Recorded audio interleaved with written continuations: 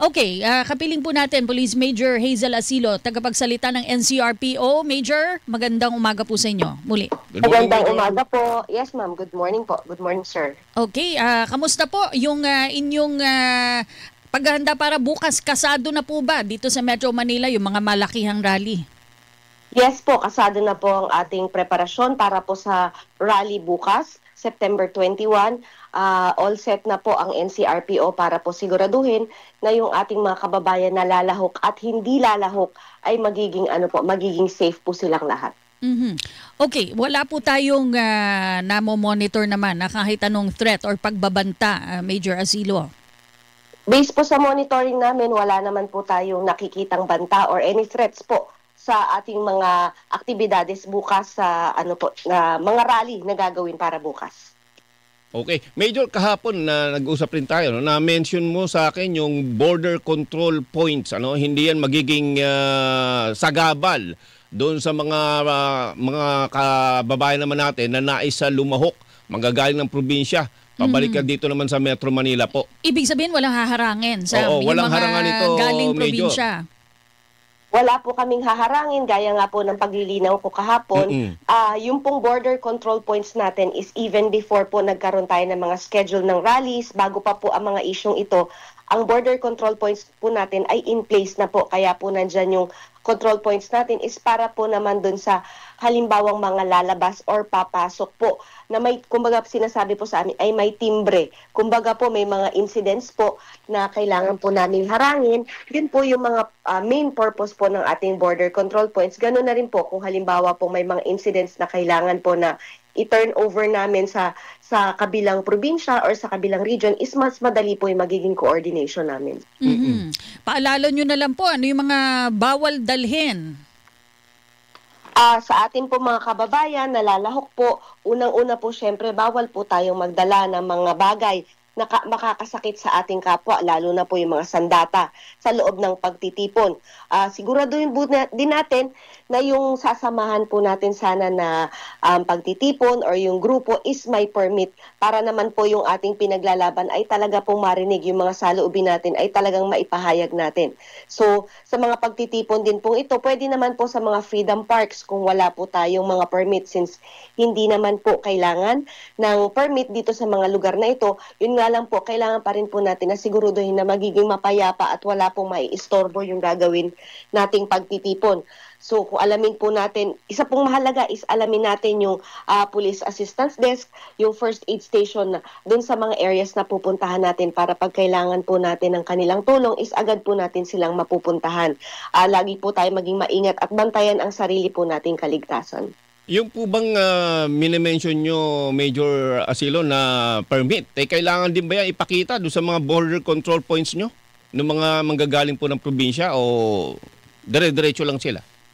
Meron, yung po pa kasing mga permit is in-issue po yan ng local government units kung saan po sila magkakandak ng kanilang rally. Kami po ay binibigyan naman po ng copy ng LGU, meron pong copy ang PNP kung sino po yung mga grupo na nabigyan ng permit. So, halimbawa man po na sasabihin nila na ito yung grupo na kinakaaniba nila, madali naman po yung koordinasyon. So, wala naman pong mahaharang. Major, Karamihan po dito magmamarcha mula sa Luneta patungo dun sa People Power Monument, hanggang maghapunan na po yung ibang grupo.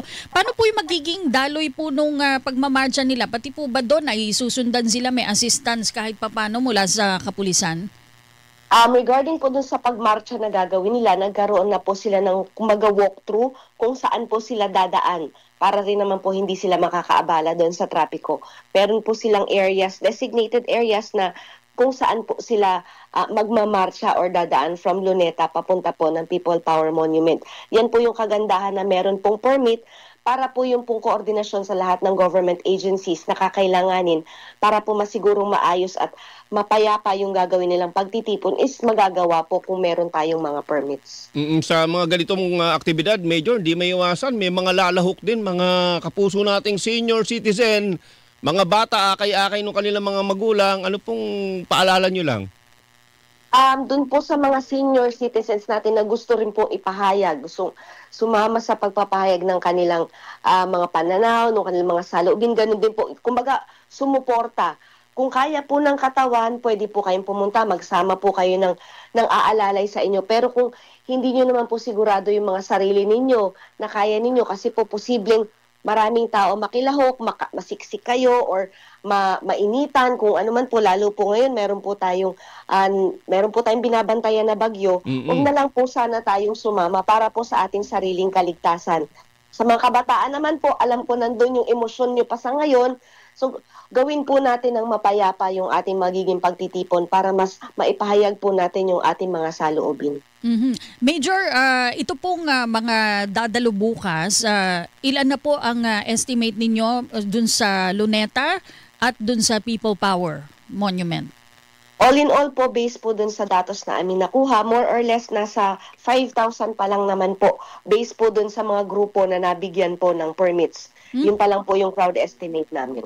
Pero inaasahan po natin mas marami yan, ano? Kasi yung iba hindi naman bahagi ng grupo, nasasali lang talaga sila. Okay, Major General tuloy, pinromote ko na si Major Asilo. Okay, sapat po ba yung tauhan ng NCRPO or kayo po ba yung nag-request ng augmentation force? Sa tingin naman po namin yung ating nakalatag na 2,810 na personnel po natin for CDM ay sapat po. CDM pa lang naman po ito. Meron pa po tayong ibang mga personnel na nakadeploy. Since kami naman po ay on full alert na po simula po kahapon ng alas 5, kaya po ang ating pong personnel ay intact. Anytime na kailanganin po namin ng dagdag na puwersa ay agad po kami makakapagbigay ng mga tauhan. Huli na lang sa akin, Major, mga tansya nyo sa pag-uusap sa iba't ibang grupo, mga hanggang ano oras po matatapos itong mga pagkilos ito, mga aktibidad? Ang programa po na ibinigay, ang permit po na ibinigay sa kanila ay meron po hanggang 6 p.m. Pero hindi po natin syempre masisigurado dahil yung mga programang ito ay maaaring mag-extend. Kung kaya po yung ating mga kababayan na hindi po naman lalahok, wag na lang po muna sana tayong pumunta sa mga lugar na ito para hindi po tayo maabala sa trapiko. Okay, maraming salamat po sa inyo, Major Asilo. Magandang umaga po sa inyo. Thank you, ma'am. Maraming salamat po. Ating po nakapanayang Police Major Hazel Asilo ang tagapagsalita ng National Capital Region Police Office.